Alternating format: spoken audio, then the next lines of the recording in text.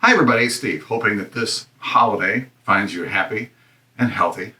The holiday that we're talking about is Easter, and for our purposes here today, Passover. We're going to talk about Passover today, and we're going to split this lesson into two parts. Today is going to be the Old Testament Passover, what happened in the Old Testament, and along with it, because it's convenient to do so, the modern day Passover meal or Seder meal that Jews celebrate today. And then later on, the next lesson is going to be Passover in the New Testament, Christ our Passover Lamb. But in order to get that, you need to be firmly rooted in what the Jews believe, because Christ is looking back at the Old Testament Passover. So we need to get that first. We can't study the New Testament Passover without studying the Old Testament Passover. Passover is the most important holiday on the Jewish calendar. It's a story of liberation. It's a story of the birth of a nation. In this time, they separated themselves from Egypt and became a nation on their own. It's celebrated for 8 days in the U.S., 7 days in Israel. And the only reason I bring that up is because sometimes you're going to hear 8 and sometimes you're going to hear 7. And I don't want you to think that I was mistaken. The reason why it's 8 or 7, not important. It just is. So God commanded this holiday in Exodus 12. Exodus 12:14. And this day shall be unto you for a memorial, and ye shall keep it a feast to the Lord throughout your generations. And you shall keep it a feast by an ordinance forever. Verse 15. 7 days shall ye eat unleavened bread. Even the first day ye shall put away leaven out of your houses. The removing of leaven from the house was a reminder to the Jews about having to leave their house quickly, about not having time for the bread to rise. They had to grab what they had and go. And so eating unleavened bread reminds them of the haste of that time. Preparing for the Passover holiday is a very big deal in a Jewish household. They will spend a month cleaning their house, cleaning out every last bit of leaven, vacuuming very thoroughly. I never thought about it when it was mentioned, but the couch cushions, vacuum the couch cushions, vacuum around the kids' beds, because that's where a lot of those crumbs are going to be. Even the crumbs have to go. The day before, there's a small ceremony. The father will take a candle and a feather and a wooden spoon, and he will search the house using the candle for light.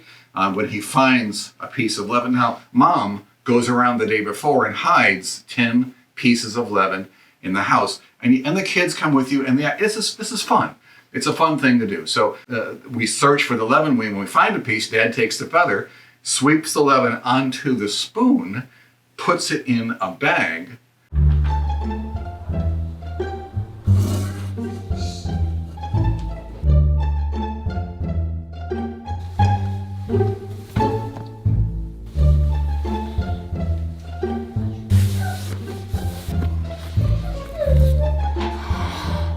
And then when they find all 10, they go out back and they burn it. There's a ceremony for this. They burn the leaven. All the leaven is going out of the house, and everybody knows that the parents want all the leaven out of the house, and they're very thorough about it. That's the point of all of this. Verse 16, and in the first day there shall be an holy convocation, and in the seventh day there shall be an holy convocation to you. No manner of work shall be done in them, save that which every man must eat, that only may be done of you. Verse 17. And ye shall observe the feast of unleavened bread, for in this selfsame day I have brought your armies out of the land of Egypt, and therefore ye shall observe this day in your generations by an ordinance forever. In the first month, on the 14th day of the month, at even, ye shall eat unleavened bread until the 21st day of the month at even. So here's the deal. The 14th through the 21st, we're going to have this holiday of unleavened bread. Remember that, because we're going to be talking about it in the next lesson. Okay, so we're ready for Passover. We're ready for the Seder meal. And in order to have this meal, we need some supplies. You're going to have to go out and do a little bit of shopping. There's a Seder plate. The Seder plate has 6 little placeholders in it, and you put things in these placeholders. There's a place for an egg, a lamb shank bone, for bitter herbs, which is generally going to be horseradish or something like that. Some parsley goes in one of these places, and you can look these all up online, exactly what they are. But in addition to that, you're going to need a Haggadah. Haggadah is a book. It's a guide that takes you through the meal. The ones that I've looked at, there's plenty free online that you can download, and they're about 100 pages. There's 15 steps that guides you through. So do the math. These things are all 15, 20 minutes long, each one of these steps. And as an example, the parsley. When we get to the parsley step, it's the third or fourth step. You take the parsley and you dip it in a glass of salt water that's on the table that has been prepared for you. And then you eat the parsley, and you talk about the parsley reminding you, or reminding us, of the tears that we cried while we were in bondage. And then there's a prayer and a call and response and that sort of thing.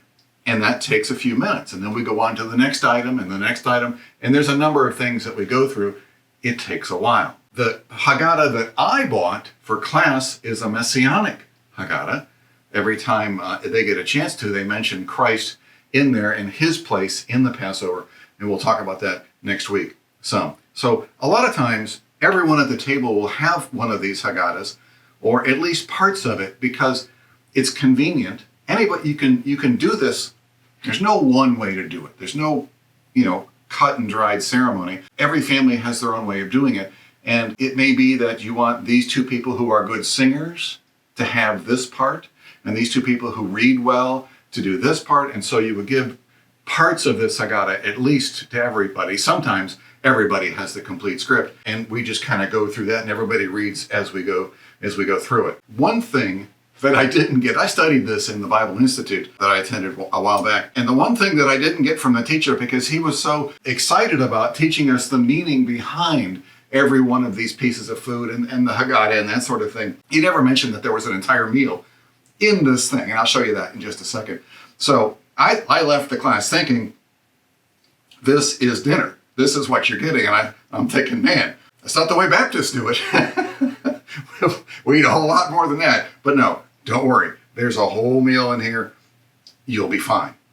Okay, so let me take you briefly through these 15 or so steps so you can get an idea of what's going on. So first of all, there's the lighting of the candles. Mom, typically, we'll say a prayer, we'll light the candles.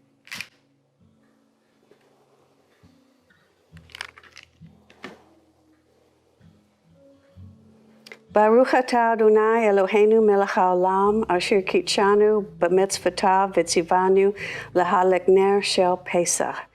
And then there's there's 4 cups that we drink during this meal. And the first one is a cup of sanctification. You can use wine or you can use grape juice. It's not important. There's this first ceremonial washing of the hands. This is just dipping your fingers in water. It's not it's not a COVID thing. There's the breaking of the matzah. Then the story of Passover. So I'm going to take a break here, and I'm going to kind of read some of the story of Passover, the parts that are important to us in the next lesson.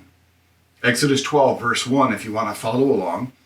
And the Lord spoke unto Moses and Aaron in the land of Egypt, saying, This month shall be unto you the beginning of months, and it shall be the first month of the year to you. God says, I'm giving you a new calendar. This is the first month. Speak unto all the congregation of Israel, saying, In the 10th day of this month, they shall take to them every man a lamb, according to the house of their fathers, a lamb for a house. Your lamb shall be without blemish, a male of the first year. Ye shall take it out from the sheep or from the goats. Note that our sheep is male, and our sheep is without blemish. You're going to want to remember those two things, because we're going to get to them in the next lesson.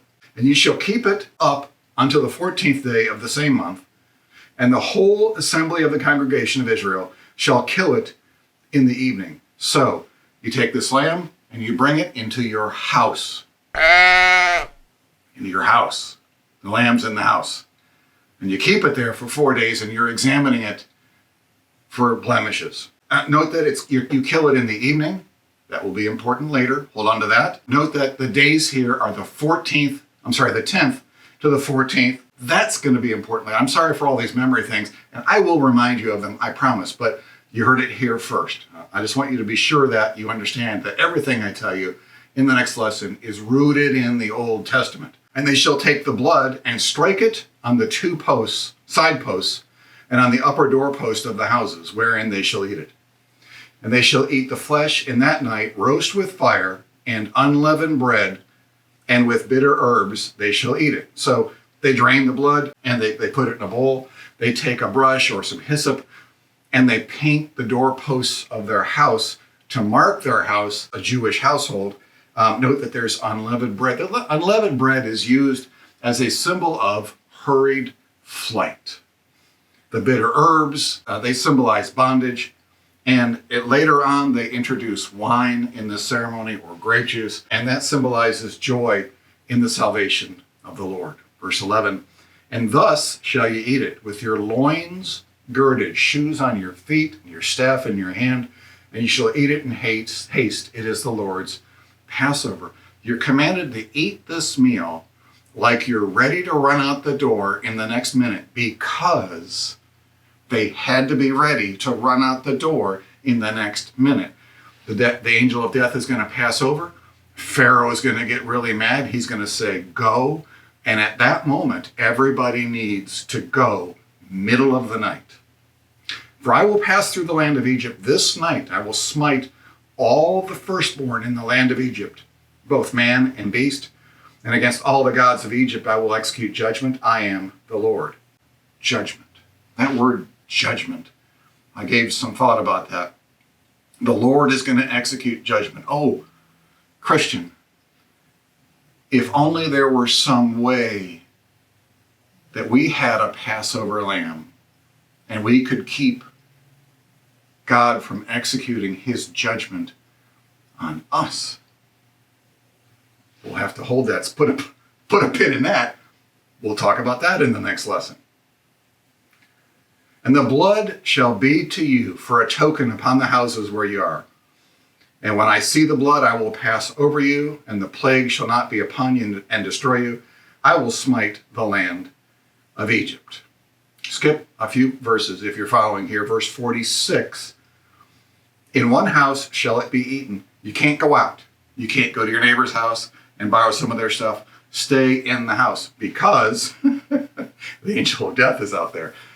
In one house shall it be eaten. Thou shalt not carry forth aught of the flesh abroad out of the house, neither shall you break a bone thereof. Did you get that? Neither shall you break a bone thereof. The Passover lamb cannot have its bones broken, either in the preparing of it or in the eating of it. So here we're back to our order of service, and we've already gone through all these. We're on the bottom one, the story of the Passover. So let's go to the next one, the 4 questions. The small child in the house will ask an elder 4 questions. He will give the ceremonial answers to these questions. The second cup, here's another glass of wine or grape juice. I say a glass, it's just a sip. It's just a mouthful. The lamb shankbone, they have a lamb there, but not the actual lamb itself. That symbolizes the Passover lamb. Another washing of the hands, eating of the bitter herbs, more bitter herbs. Here, the next step, we eat the egg, and it symbolizes something. And now we get to the food. Notice the food is late in the ceremony, so it's 8 o'clock, 8:30 by the time we eat, and you have to be prepared for that, because that's the way it's going to be. Next is the eating of the afikomen, which is matzah, and there's a whole ceremony there. Another cup, Elijah's cup. We set a place at the table with an empty chair for Elijah, and then at this point we pour him a cup and we open the door to see if he's out there, to see if he's come to prophesy. And then the last cup, the cup of praise. That is Old Testament Passover, what God had promised, the way God had described it, the way God told the Jews to celebrate it. And I showed you how the Jews celebrate this today, what goes on. Now, there is a lot. In studying this, I could have spent 3 or 4 classes just going through the Jewish Seder meal. But it's enough to know it's a wonderful, God-honoring ceremony done by people who love their God, who love my God, and want to do their very best to honor him. And they do that in this ceremony, in this very important Passover ceremony. So, hold on.